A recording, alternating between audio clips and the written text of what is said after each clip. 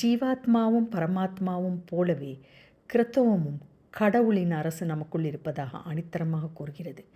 ஆனால் இதை நாம் ஏற்க மறுக்கிறோம். அதற்கு நமக்கு தகுதி இல்லை என்றும் நினைக்கிறோம். கடவுளை தேடி வெளியே நாம் அலைந்து திரியும்பொழுது நமக்கு ஏமாற்றமே மிஞ்சுகிறது. மற்றவர்களிடம் நமக்கு கடவுள் அனுபவம் கிடைக்கும் என்று இயங்கும் பொழுது அவர்களும் இங்கே கற்றுக்கொள்ளதான் வந்திருக்கிறார்கள், ஒவ்வொரு ஆன்மாவும் அதற்கு தான் இங்கே பிறந்துள்ளது என்பதை மறந்து விடுகிறோம்.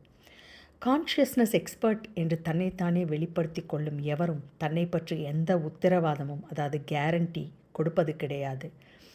மாறாக பரமஹம்சா யோகானந்தா போன்ற மிகப்பெரிய ஆன்மீகவாதிகள் தாங்கள் உணர்ந்த உண்மைகளை, அதாவது உண்மையான கடவுளை மற்றவர்களும் உணர வேண்டும், அந்த அன்பை அனுபவிக்க வேண்டும் என்றுதான் தங்கள் அனுபவங்களை பகிர்ந்திருக்கிறார்கள். பரமஹம்ச யோகானந்தாவும் கடவுளை உள்ளேதான் உணர வேண்டும் என்று உணர்த்துகிறார்.